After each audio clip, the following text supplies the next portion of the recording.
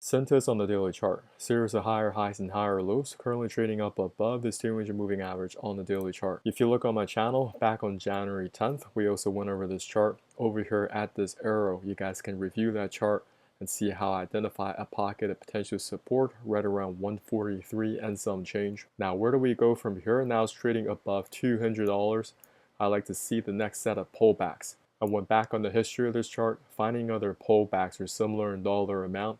Also a place where we can fill some of these gaps, because we do have a gap right here from 210 to 213. In addition, you see my fib retracements clicking from this pivot low to pivot high also provides a 618 retrace. This is the pocket of potential support I'm looking to see if it can hold.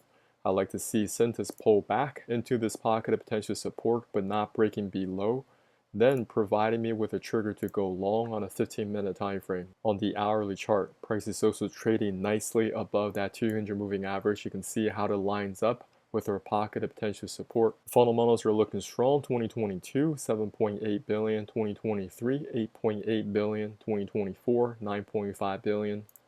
We do have that steady increasing top line revenue, and the company is profitable. This is also a dividend paying stock. For those of you who want to hold on to stock long term, collecting dividends, selling covered calls, this may be a great fit for you. Right now, there's nothing to be done on this chart until Cintas starts to exhibit this behavior here. Of course, none of this financial advice. Hi everyone, John here. I recently put together a PDF on Fibonacci trading. You guys can check out the link in the descriptions below. I'll also put it in the comments.